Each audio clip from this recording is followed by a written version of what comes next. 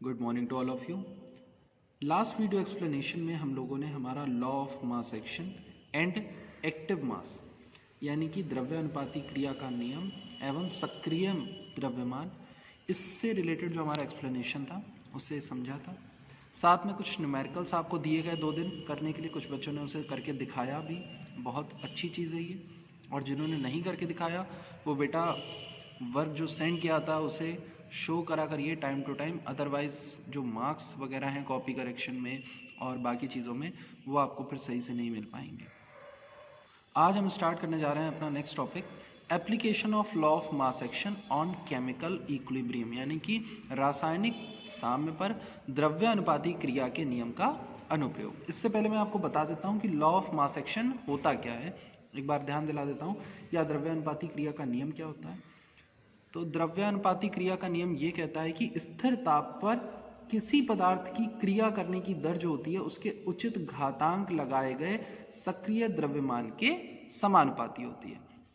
यानी किसी भी केमिकल रिएक्शन में कांस्टेंट टेम्परेचर पर जो रिएक्शन का रेट होता है, रेट ऑफ रिएक्शन जो होता है, वो उस रिएक्शन में यूज़ होने वाले रिएक्टेंट्स के एक्टिव मासेस के डायरेक्टली प्रोपोर्शनल होता है।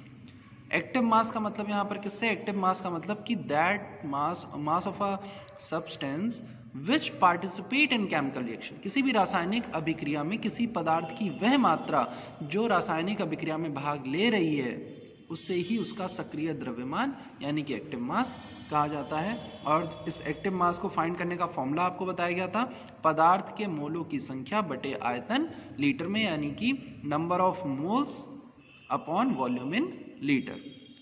अब इस लॉ का यूज़ हम अपनी केमिकल रिएक्शंस में किस तरह से करते हैं, देखिए यहाँ पर हम एक रिवर्सिबल रिएक्शन लिखते हैं जिसमें हमारे पास 2 रिएक्टेंट होंगे और 2 प्रोडक्ट जो है वो फॉर्म होंगे। ये हमारी एक केमिकल रिएक्शन है N1A प्लस N2B, रिवर्सिबिलिटी का साइन M1C प्लस M2D, मतलब A और B 2 रिएक्टेंट हैं, A की कॉन्सेंट्रेशन है N1, B की कॉन्सेंट्रेशन है N2, यानी A की सांद्रता N1, B की सांद्रता N2। वहीं पर 2 प्रोडक्ट फॉर्म हो रहे हैं C और D, C की कॉन्सेंट्रेशन M1, D की concentration M2।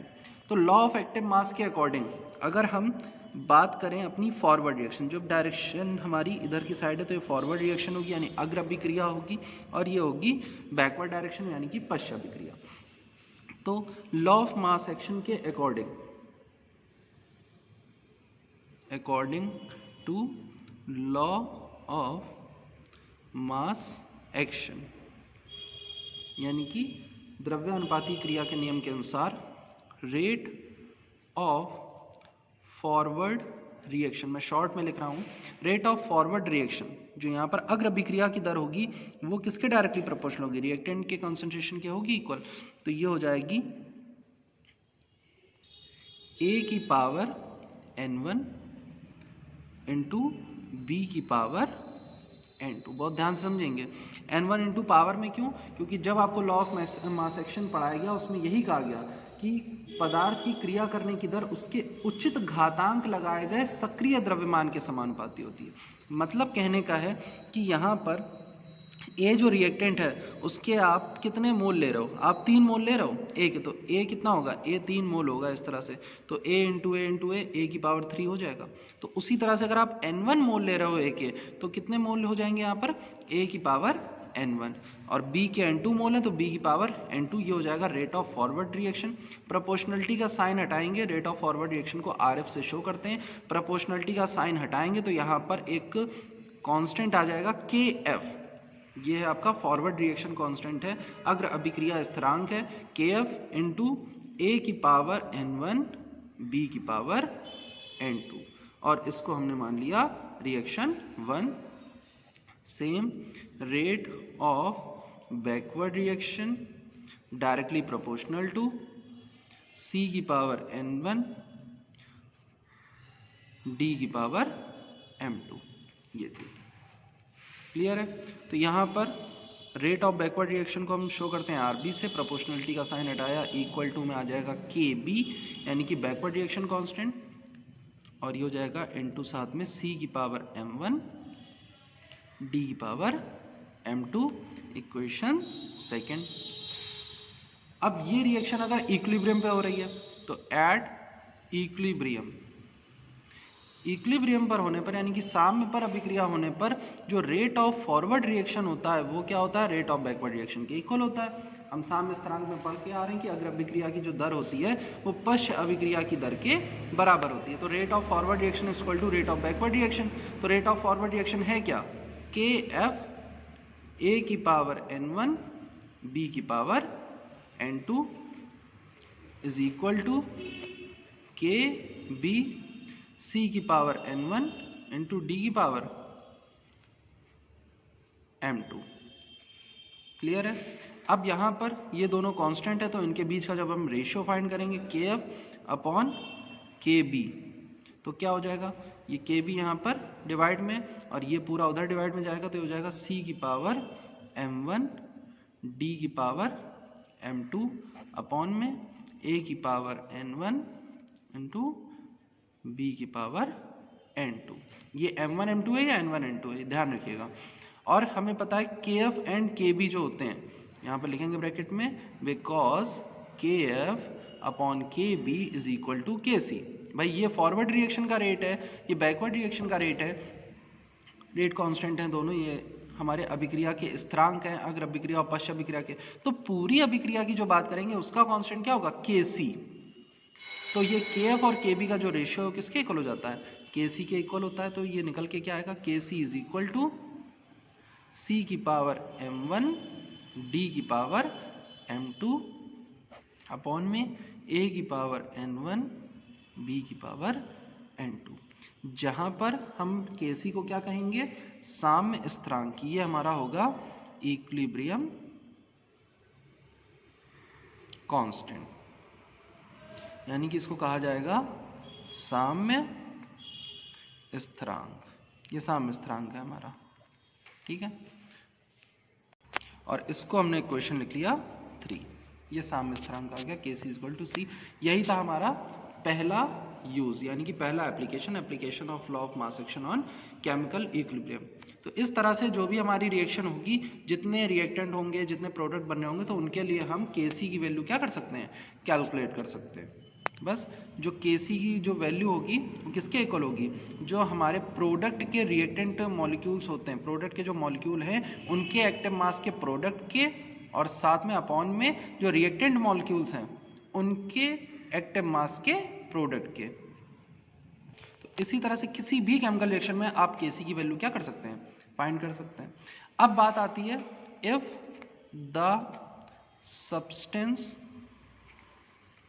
Is in gaseous state, अगर हमारा जो पदार्थ है वो गैसीय अवस्था में, उस अवस्था में क्या होगा, अगर भाई ठीक है सब्सटेंस हमारा गैसियस स्टेट में, तो उस कंडीशन में हम के सी नहीं फाइंड करेंगे, हम फाइंड करेंगे के सी को हम किससे रिप्लेस कर देंगे, के सी रिप्लेस बाय के पी। अब वो ध्यान दीजिएगा कि इसको हम कैसे फाइंड करते हैं। तो अगर हमारा पदार्थ जो है वो गैसीय अवस्था में है, यानी कि हमारा जो सब्सटेंस है वो गैसीय स्टेट में, तो उस कंडीशन में जो एक्टिव मासेस होते हैं वो जो है वो कंसंट्रेशन पर डिपेंड ना करके, जो हमारा रेट ऑफ रिएक्शन है वो गैसेस के प्रेशर, जो पार्शियल प्रेशर, अलग अलग जो गैस के अणु होंगे उनका आंशिक दाब क्या है, उनका पार्शियल प्रेशर क्या है, उसके डायरेक्टली प्रोपोर्शनल होगा। कैसे, देखिए ध्यान से। उस कंडीशन में यहाँ पर आपने एक फॉर्मूला पढ़ा हुआ है, PV is equal to nRT, ये पढ़ा है। अब हम यहाँ पे क्या करें, P is equal to N upon V into RT कर दें। तो N क्या है, नंबर ऑफ मोल्स, मोलों की संख्या, अपॉन वॉल्यूम इन लीटर। और अभी आप एक्टिव मास जो है उसका फॉर्मूला क्या पढ़ा के आ रहे हैं, number of moles upon volume in litre, यही तो पढ़ा आपने। और यही तो हम यहाँ पर कह रहे हैं, number of moles upon volume in litre. तो P is equal to N upon V into RT है, तो PA क्या हो जाएगा, ये जो रिएक्शन थी हमारी N1A plus N2B M1C plus M2D, ये जो रिएक्शन है इसमें A के लिए PA क्या हो जाएगा, PA इज इक्वल टू हो जाएगा N अपॉन V को हम शो कर सकते हैं यहाँ पर ब्रैकेट में, ध्यान दीजिएगा, P is equal to C into RT। क्यों, क्योंकि N अपॉन V जो होता है वो कॉन्सेंट्रेशन के इक्वल होता है, सांद्रता के इक्वल होता है। तो PA इज इक्वल टू क्या हो जाएगा, PA इज इक्वल टू हो जाएगा CA इंटू RT। इसी तरह से PB इज इक्वल टू क्या हो जाएगा, CB इंटू RT। ठीक है, ये C कॉन्सेंट्रेशन वाला है, ध्यान रखेंगे। और उसी तरह से PC इज इक्वल टू क्या हो जाएगा, CC इंटू RT, और PD इज इक्वल टू हो जाएगा CD इंटू RT। ये रिलेशन आ गया।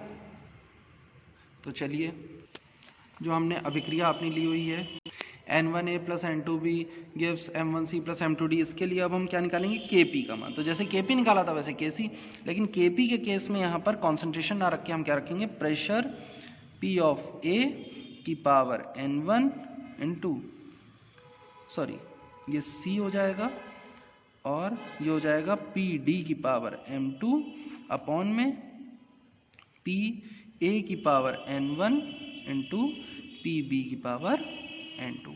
कारण क्या है, अभी आपने Kc क्या फाइंड किया था, Kc फाइंड किया था क्या, A की पावर यहाँ पर सॉरी C की पावर M1 और ये D की पावर M2 अपॉन में A की पावर N1 B की पावर N2। ये आपका Kc था, तो बस C A B C D की जगह उन सबके प्रेशर रख दिए। क्यों, क्या फाइंड कर रहे हैं, Kp फाइंड कर रहे हैं, तो Kp equal to PC power M1 PD की पावर M2 PA की पावर N1 PB की पावर N2। अब जो PA PC PB PD देख रहे हैं, इन सब की वैल्यू जो आपने अभी निकाली थी वहाँ से उठा के रखिए।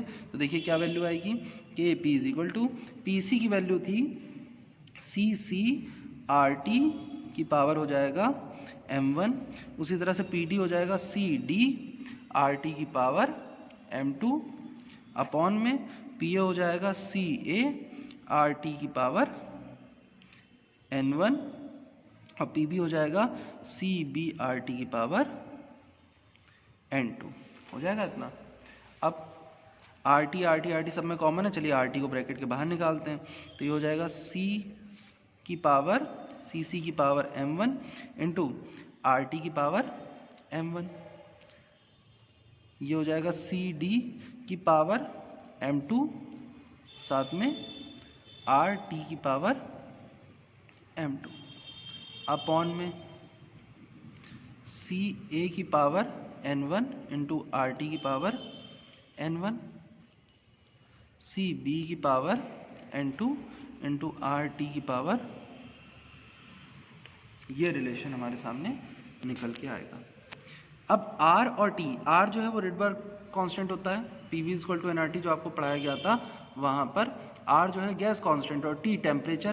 तो इक्विलिब्रियम जब होता है तो इक्विलिब्रियम में यही तो कहा था कि स्थिर ताप पर, यानी टेम्परेचर क्या रखते हैं, कांस्टेंट रखते हैं, और R पहले से ही कॉन्सेंट्रेशन है कांस्टेंट है, तो जो चेंज है वो N/V में आएगा और P में आएगा।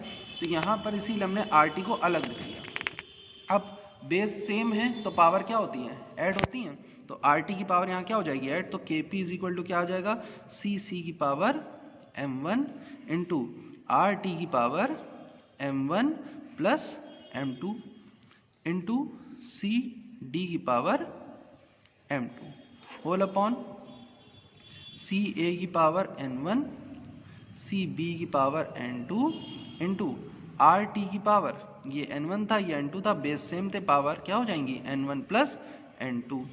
फिर इसके बाद ये RT की पावर M1 प्लस M2 है, ये RT की पावर N1 प्लस N2 है, दोनों बेस सेम है और दोनों डिवाइड में है, तो पावर क्या हो जाती है, सब्ट्रैक्ट। तो नया रिलेशन क्या आ गया, Kp is equal to CC की पावर M1 इंटू CD की पावर M2 अपॉन में CA की पावर N1 इंटू CB की पावर N2 इंटू RT की power M1 plus M2 minus N1 plus N2। ये रिलेशन निकल के आया।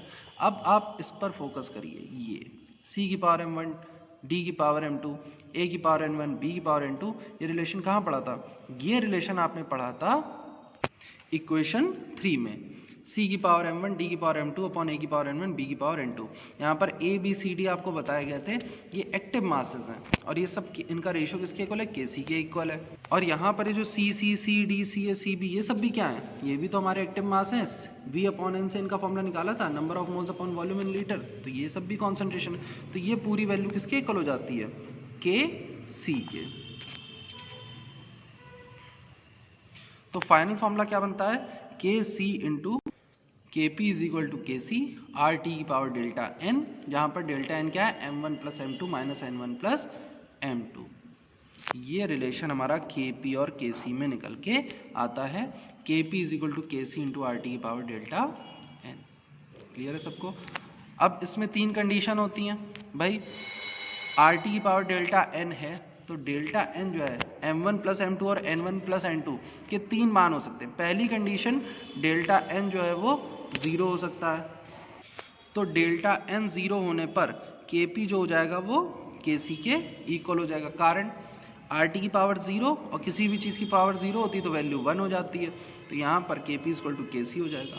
सेकेंड कंडीशन, डेल्टा एन जो है वो पॉजिटिव हो सकता है। पॉजिटिव कब होगा? जब m1 प्लस m2 ग्रेटर होंगे n1 प्लस n2 से। अगर ये वैल्यू बड़ी है छोटी तो पावर क्या आएगी? पॉजिटिव आएगी। और जब डेल्टा एन अगर पॉजिटिव आ गया तो उस कंडीशन में के पी जो है वो ग्रेटर हो जाएगा के सी से। और थर्ड कंडीशन कि डेल्टा एन निगेटिव आ गया, तो निगेटिव कब आएगा? जब n1 प्लस n2 बड़ा हो और m1 प्लस m2 छोटा हो। उस कंडीशन में डेल्टा एन क्या हो जाएगा? निगेटिव वैल्यू आएगी। मान लीजिए ये 3 है, 2 माइनस 3 माइनस 1 होता है तो निगेटिव आ गई वैल्यू। तो वैल्यू निगेटिव आने पर के पी जो है वो के सी से छोटा हो जाएगा। तो ये हमारे 3 रिलेशन आते हैं के पी और के सी में, और मेन जो रिलेशन है वो है के पी इक्वल टू के सी इंटू आर टी की पावर डेल्टा एन। फिर इसके बाद इसमें नेक्स्ट टॉपिक आता है यूनिट ऑफ के पी एंड के सी।